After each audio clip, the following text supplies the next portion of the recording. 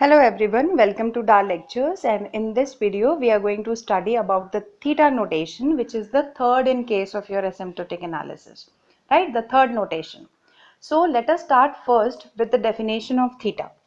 See, whenever we study about asymptotic notation, we basically focus on three different types of analysis. The first is the worst case analysis, जो big O को represent करता है.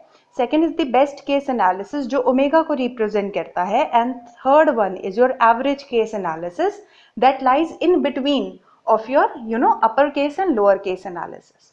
तो again यहाँ पर theta की definition पढ़ने के लिए भी हमारे पास दो फंक्शंस होंगे, एक एफ ऑफ एन और एक जी ऑफ एन, राइट? जैसे बाकी बिगो के अंदर और ओमेगा के अंदर होता है. अगर हम ये कह सके कि जी ऑफ एन जो है वो थीटा को फॉलो करता है एफ ऑफ एन के लिए, तो उससे हमारा मीनिंग क्या है?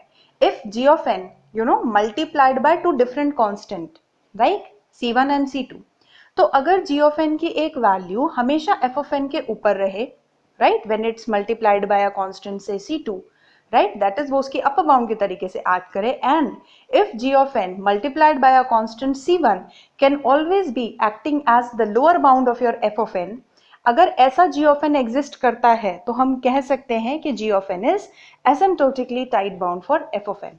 मीनिंग एफ ऑफ एन की वैल्यू हमेशा कहां पर रहेगी? जी ऑफ एन के इन बिटवीन.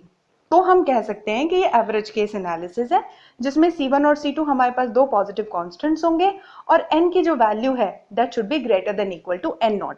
ये कांस्टेंट्स जो हैं वो पॉजिटिव होने चाहिए, ऐसे ही जैसे हमारी बाकी एनालिसिस में था.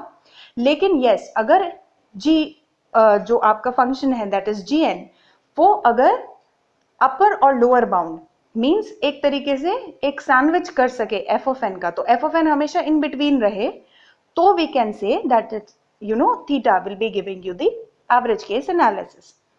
So now let us look at a mathematical explanation of it. एक example देखते हैं कि कैसे हमें questions को solve करना है, right? तो यहाँ पर आपको एक f of n given होगा, यहाँ पर आपको एक simple linear equation मैंने दी है, that is 10n plus 5, very simple one, और आपको उसका theta notation calculate करना है. तो again हमारी best practice डेफिनेशन हमें हमेशा लिखनी है. तो if I say that F of n is equals to theta of G of n, तो that is possible if and only if G of N multiplied by C1 should be always less than equal to F of n, and F of n should always be less than equal to some constant C2 multiplied by Gn, right? So that is the basic definition. तो यहाँ पर अगर आप इस particular inequality को देखें तो आपको देखने से समझ में आता है कि थीटा कैलकुलेट करने के लिए मेरे को बिग ओ और ओमेगा दोनों ही कैलकुलेट करने पड़ेंगे. तो यहाँ पर ये कैलकुलेशन हम अपनी प्रीवियस वीडियोस के अंदर देख चुके हैं, तो एक बार रिवाइज कर लेते हैं इस पूरे क्वेश्चन को, तो आपको पता चल जाएगा कि थीटा को कैसे कैलकुलेट करते हैं. सबसे पहली इनइक्वालिटी कांस्टेंट C1 के लिए, तो C1 Gn should always be less than Fn, f of n, right? So this is your omega notation. तो g of n हमेशा क्या होगा? लोअर बाउंड रहेगा f of n के, तो f of n की वैल्यू ज्यादा बड़ी होनी चाहिए. तो अगर हम देखें तो इसके अंदर हम लोग क्या करते थे, जो हमारा डोमिनेंट फैक्टर होता था उसको g of n रखते थे. तो इस इक्वेशन को देखें तो डोमिनेंट फैक्टर इज 10n, तो मैंने 10n को रखा g of n की जगह पर. तो यहाँ पर हम कंक्लूड कर सकते हैं कि C1 की वैल्यू मेरे लिए 10 होगी for n greater than equal to 1, और मैं कह सकती हूँ that f of n is equals to omega of n. तो ये हम ऑलरेडी पहले देख चुके हैं, राइट? अब हम बात करते हैं बिग ओ नोटेशन की. तो अगर बिग ओ नोटेशन की बात करें तो f of n should always be less than equal to some constant multiplied by g of n, तो that constant is C2 over here. तो अगेन ये भी आप लोगों ने ऑलरेडी पढ़ा हुआ है, और इसके अंदर हम क्या करते हैं? वेरिएबल प्रोमोशन मेथड का यूज करते हैं, राइट? तो अगर हम देखें तो इनइक्वालिटी में हमने क्या किया, f of n हमारे पास क्या है? 10n plus 5, right? It should always be less than equal to 10n plus 5n लिख दिया, राइट? क्योंकि n की वैल्यू वहां पे 0 थी 5 के साथ, जो पावर थी n की, लेकिन यहाँ पे उसको वेरिएबल को प्रमोट कर दिया तो 10n plus 5n लिख दिया. This is variable promotion. तो जो हमारे पास आंसर आता है दैट इज 15n. अच्छा, अगर आप लोगों को ये मेथड समझ में नहीं आ रहे हैं about omega and big O notation, so first go and watch the previous videos, right?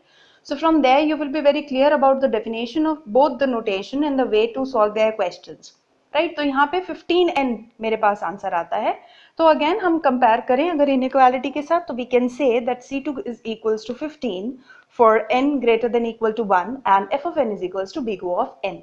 So now because I know that big O और मीन्स मेरे पास बिग ओ ऑफ एन है, तो एन जो है वो बिग ओ और omega दोनों को फॉलो कर रहा है, तो बिकॉज वो दोनों को फॉलो कर रहा है, therefore we can conclude that कि F of n is equals to in theta of n. तो अगर आपको थीटा को प्रूफ करना है तो आपको बिग ओ और ओमेगा दोनों को प्रूफ करना पड़ेगा, और उसी के कॉन्स्टेंट्स जो होंगे वो रिस्पेक्टिवली C1 और C2 की तरीके से एक्ट करेंगे, राइट, और एन नॉट की वैल्यू भी आपको वहीं से मिलेगी।